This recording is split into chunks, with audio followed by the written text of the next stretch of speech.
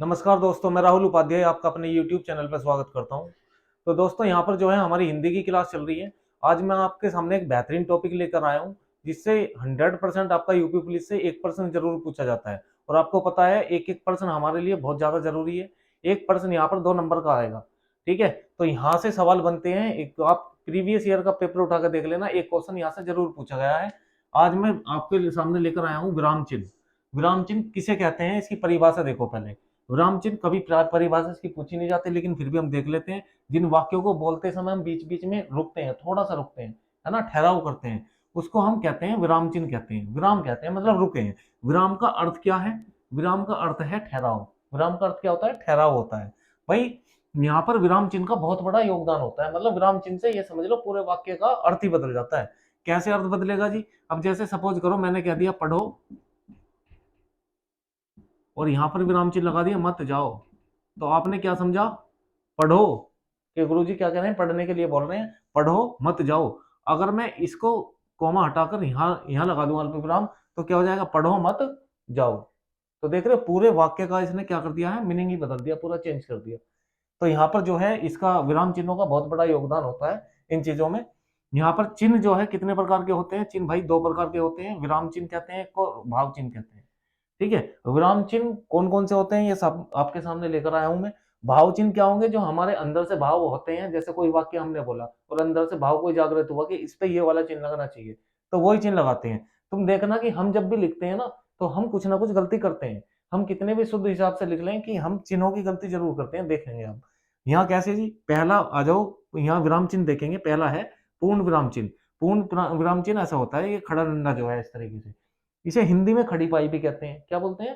खड़ी पाई कहते हैं। इसका प्रयोग कहाँ करेंगे जी? प्रयोग करेंगे जब वाक्य के अंत में करते हैं इसका प्रयोग। इसका प्रयोग कहाँ करते हैं? इसका प्रयोग करते हैं बेटा वाक्य के अंत में। वाक्य के अंत में इसका प्रयोग होता है। ठीक है भाई। तो वाक्य के अंत में कैसे प्रयोग करेंगे? जैसे हमने ये वाक्य बोल दिया, राम ईमानदार है। वाक्य खत्म हो गया, हमने यहाँ पे पूर्ण विराम लगा दिया। ठीक है, पूर्ण विराम। जैसे इंग्लिश में इसको देखो, इंग्लिश में तो ऐसा यूज कर रहे हैं, फुल स्टॉप। ठीक है, इंग्लिश में से फुल स्टॉप ही कहेंगे। बस यहाँ हिंदी में क्या है, खड़ी पाई का यूज कर रहे हैं, पूर्ण विराम कह रहे हैं इसको।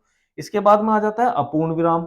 अपूर्ण विराम में मतलब पूरा नहीं है, ये 2 बिंदी है, ऊपर भी और यहाँ नीचे भी। इसका प्रयोग कहाँ करेंगे? इसका प्रयोग ऐसे करेंगे कि अगर हम कोई वाक्य बोल रहे हैं और उसमें आगे कोई जिज्ञासा बन रही हो, वाक्य बोलने के बाद में जिज्ञासा बन रही हो, हमें लगे कि हाँ यार, मतलब क्या बात है ऐसी। जैसे मैंने कह दिया, ये उदाहरण लेकर आया हूँ, मेरे पास तेरी एक खबर है। अब सामने वाले को ये जिज्ञासा होगी, यार पता नहीं क्या खबर है, इसे मेरा क्या पता है ना। तो वो फिर बाद में ये यहाँ क्या करेगा, जिज्ञासा बनेगी, तो यहाँ पर क्या लगा देगा, ये अपूर्ण विराम लगा देगा। फिर कहेगा तेरी नौकरी लग गई है। ठीक है ना, अच्छा यार चलो ठीक है। ठीक है, अब यहाँ ये वाक्य खत्म हो गया और यहाँ पर ये क्या कर दिया, पूर्ण विराम लगा दिया। इसके बाद में आ जाता है अर्धविराम। अर्धविराम का प्रयोग क्या करेंगे? जहां बात एक ही तरीके से बढ़ाई जाए। भाई हम कोई बात कर रहे हैं और हमने बिल्कुल एक ही तरीके से बढ़ा दी बात को। ठीक है, और फिर वाक्य को बिल्कुल खत्म कर दिया। बात कैसे? देखो यहाँ भी उदाहरण लेकर आया हूँ। वर्षा होती रही, मैं चलता रहा। ठीक है, वर्षा होती रही, मैं चलता रहा। और बढ़ाना चाहेंगे तो मैं यहाँ लिख दूंगा दर्शक आते रहे। दर्शक आते रहे। अगर मैं इस वाक्य को खत्म करना चाहूंगा तो मैं यहाँ पर पूर्ण विराम लगा दूंगा। ठीक है, इस तरीके से यहाँ भी पूछा जाता है। इसके बाद में आपको ऐसे दे सकता है, वाक्य दे देगा। वाक्य देके कहेगा बताओ इसमें किस तरीके की अशुद्धि है। अशुद्धि में भी हमें ये 2 चैप्टरों में आपका वो करेंगे, 2 चैप्टरों में बहुत हेल्प करेंगे। एक तो अशुद्धि में, और एक इस तरीके से। अब देखना उसमें तो सीधा सीधा ये पूछा गया है, कोई भी चिन्ह दे दिया, बताओगी इसका नाम क्या है। ठीक है, तो यहाँ पर अब देखेंगे अल्प विराम। अल्प विराम वही है, ये कोमा। कोमा इसका प्रयोग कहाँ करते हैं? संज्ञाओं को दिखाने में, है ना, तो सर्वनाम दिखाने में, विशेषणों को दिखाने में, अलग अलग। जैसे भाई ये क्या है, राम क्या है? संज्ञा। सीता क्या है? संज्ञा। तो अगर हम 2-3 संज्ञा दिखा रहे हैं, तो हम बीच में क्या लगाएंगे? राम सीता मोहन खेलते हैं, है ना। अगर मैं ये कर दूंगा यहाँ पर ऐसे, खेलते हैं, तो ये पूरा वाक्य बन जाएगा। तो हमने कोमा दिखा दी, वाक्य खत्म हो गया, यहाँ पे हमने पूर्ण विराम दिखा दिया। ठीक है, अगर मैं यहाँ कह देता सीता, जैसे मुझे कोई विशेषण दिखाना होता, मैंने कहा सीता बहुत ईमानदार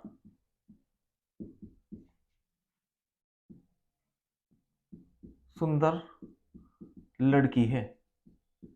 ठीक है, ये कह दिया। अब यहाँ क्या है? ये विशेषण है, देख रहे हो, कोमा लगा के विशेषण दिखा दिए। तो विशेषणों में भी अलग अलग करने में इसका प्रयोग किया जाता है। अब यहाँ पर देखो, ये मैंने सीक्वेंस ही लिखा है।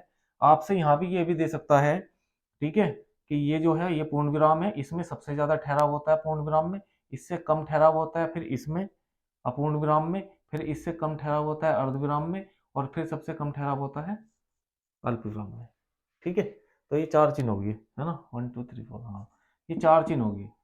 तो सबसे कम ठहराव किसमें होगा, अल्प विराम में होता है सबसे कम ठहराव। इसके बाद में हम आगे बात करते हैं। आगे अब देखो यहाँ पर मैं भाव चिन्ह भी लिख के लाया हूँ। भाव चिन्ह क्या होते हैं, जब हम किसी भाव से कोई वाक्य बोलते हैं तो उसमें हम किस तरीके की चीजों को लिखेंगे। जैसे आ गया भैया यहाँ पे आया लाघव चिन्ह। लाघव चिन्ह, लाघव चिन्ह का प्रयोग कहाँ करते हैं, किसी चीज को शॉर्ट दिखाने में, किसी चीज को शॉर्ट दिखाने में। किसी चीज को शॉर्ट कैसे दिखाएंगे हम, शॉर्ट कैसे दिखाएंगे, जैसे हमने कह दिया भाई, मैंने कह दिया कि हम लिखना चाह रहे हैं मास्टर, हमने शॉर्ट लिख दिया, ठीक है, मास्टर लिख दिया। हम लिखना चाह रहे हैं पंडित, हमने शॉर्ट लिख दिया। और क्या लिखना चाह रहे हैं हम, जैसे सपोज करो डॉक्टर लिखना चाह रहे हैं, हमने ये शॉर्ट लिख दिया। और तो और जैसे हम नंबर प्लेट ना बनवाते हैं, नंबर प्लेट उस पर लिखा रहा है, जैसे हिंदी में लिखवाते हैं इस तरीके से उत्तर प्रदेश यानी कि यूपी, और फिर यहाँ लिखवा देते हैं इस तरीके से चौथे हमारे यहाँ पर, ठीक है, इस तरीके से लिखवा देते हैं। तो अगर देखो इसका कितना फायदा है, मतलब पूरा वाक्य लिखना नहीं पड़ रहा, विराम चिन्हों का बहुत तगड़ा फायदा है, पूरा वाक्य नहीं लिखना पड़ना, तो नंबर प्लेट भी बहुत बड़ी बड़ी बनवाई जाती, बहुत बड़ी बड़ी नंबर प्लेट। ठीक है, त्रुटि चिन्ह क्या है, त्रुटि चिन्ह, त्रुटि चिन्ह मान लिया कोई हमसे त्रुटि होगी, जैसे मैंने कहा सीता, सीता, सीता खुद कह रही है, सीता खुद कह रही है, लो इस वाक्य को ऐसे बना लेते हैं, जैसे सीता ने कहा मैं 4 बजे उठती हूँ, उठती हूँ, ठीक है। अब उसकी मम्मी ने कहा ये तो झूठ बोल रही है, झूठ बोल रही है, तो यहाँ तो त्रुटि होगी, हमसे त्रुटि होगी, उसके कहने पर हमने 4 बजे लिख दिया, तो हम त्रुटि चिन्ह लगा के हम यहाँ क्या कर देंगे, देखो इसे हंसपद भी कहते हैं, ठीक है, एक नाम और दे रहा हूँ हंसपद, यहाँ ध्यान रखेंगे, ठीक है। तो उन्होंने कहा भाई ये तो 8 बजे उठती है, तो ये त्रुटि चिन्ह लगा के दिखा दिया हमने, हमें वाक्य में पता चला भाई 8 बजे उठ रही है, झूठ बोल रही है, तो ठीक है, नंबर बना दिए अपने। उद्धरण चिन्ह, उद्धरण चिन्ह ये मुहावरों में ज्यादा प्रयोग होता है ना। इसका उदाहरण देखो कैसे, जैसे मुहावरे में कैसे, जैसे काला अक्षर भैंस बराबर, भैंस बराबर, ठीक है भैया, ये उद्धरण चिन्ह है। अब ये मतलब ये ऊपर कोमा में बंद कर दिया, इसको उद्धरण चिन्ह का एक नाम और है, इसे हम अवतरण चिन्ह भी कहते हैं। कौन सा चिन्ह कहते हैं, अवतरण चिन्ह भी कहते हैं, ठीक है जी, अवतरण चिन्ह इसी को बोलते हैं। इसके बाद जब आ जाता है लोप चिन्ह। ये लोप चिन्ह क्या होता है जी, देखो लोप चिन्ह ये देख रहे हो ये वाला, अब जैसे उदाहरण देखो, हम ऐसे नहीं लिखते मैथ में 1 2 3 इस तरीके से, यहाँ तो लगा दिया हमने अल्प विराम।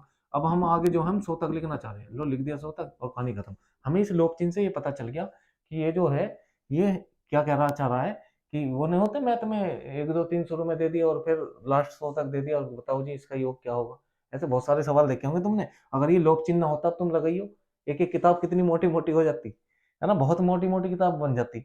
अब यहाँ ये लोक चिन्ह का देखो कितना बढ़िया फायदा है, यहाँ लोक चिन्ह लगा दिया और दिखा दिया भैया बीच में जो है ना 99 98 97 25 26 भी है, यहाँ कभी भूल जाओ, आगे 100 दे दिया, अगर यो 1000 देना चाहे ना यही दे देगा 1000। कितने पेज का फायदा है।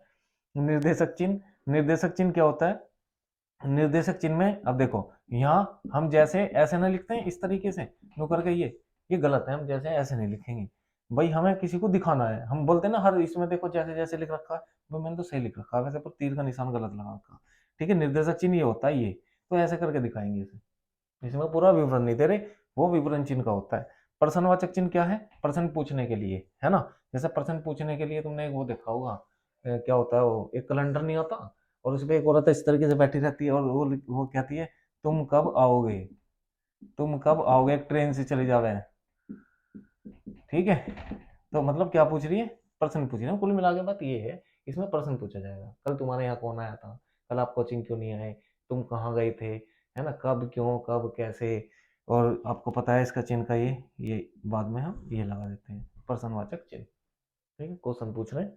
कोष्टक चिन्ह क्या होता है, कोष्टक चिन्ह ये होता है, कोष्टक चिन्ह में जैसे मैंने क्या बताऊं आपको, हाँ जैसे मैंने बोल दिया भाई विधेयक, विधेयक, अब एक बच्चा पूछने लगा जी विधेयक किसे कहते हैं, विधेयक बताओ हमें, तो विधेयक मैंने कहा दिया भाई सिंपल भाषा में से बिल कहते हैं, तो वो बेचारा कोष्टक में लिखेगा समझने के लिए कि ताकि आगे वो पढ़े तो उसे याद रहे कि हाँ भाई यार बिल को कह रहे हैं, ठीक है, तो हमने कोष्टक में लिख दिया, इसका अर्थ मतलब अर्थ को अच्छा दिखाने के लिए कि इसका ये अर्थ है। इसके बाद में विस्मादि बोधक चिन्ह, विस्मादि बोधक में क्या होता है, आश्चर्य होता है भाई, क्या होता है दोस्तों, आश्चर्य, आश्चर्य किसी चीज का, जैसे भाई जैसे क्या आश्चर्य हो सकता है, वाह, वह क्या दृश्य है, दृश्य है, ठीक है, इस तरीके से।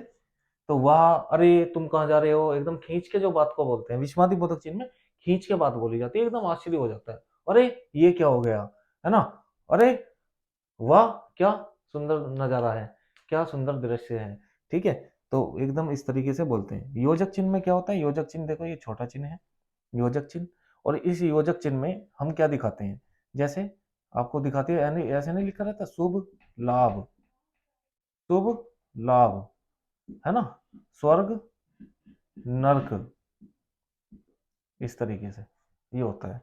विवरण चिन्ह क्या होता है, किसी का विवरण दिखाने के लिए, मतलब पूरा डेटा दिखाने के लिए, पूरा ब्यौरा दिखाने के लिए हम विवरण चिन्ह का प्रयोग करते हैं। विवरण चिन्ह में ये जो विवरण चिन्ह है, आप ये देखो विवरण चिन्ह में, जैसे मान लिया हमें कोई निबंध लिखना है ना, सपोज करो हमें प्रस्तावना लिखनी है, प्रस्तावना, तो हम प्रस्तावना जैसे लिखना चाह रहे हैं प्रस्तावना, तो प्रस्तावना का पूरा विवरण देंगे और ये वाला चिन्ह जब लगाएंगे, ठीक है। मान लिया हमें प्रेमचंद पे जीवनी लिखनी है, प्रेमचंद की जीवनी लिखनी है, ठीक है, तो हम उसका ये विवरण देंगे तो जब लिखेंगे। जैसे हमें पर्यावरण पर कुछ लिखना है, निबंध लिखना है ना, गाय पे निबंध लिखना है, हमें जनसंख्या पे निबंध लिखना है, तो हम इस तरीके का चिन्ह दिखाते हैं, ठीक है। ये बड़े महत्वपूर्ण चिन्ह हैं, सारे मैंने डिस्कस करे हैं, और भी जो यहाँ पर जो है ज्यादातर यहाँ ये प्रमुख यही है चिन्ह, ठीक है। तो भाई साहब ये इससे एक प्रश्न जरूर पूछा जाएगा, इसको जरूर कर लेना, ठीक है, क्योंकि एक क्वेश्चन आपसे मिलेगा ही मिलेगा, ये आपके सिलेबस में दिया हुआ है।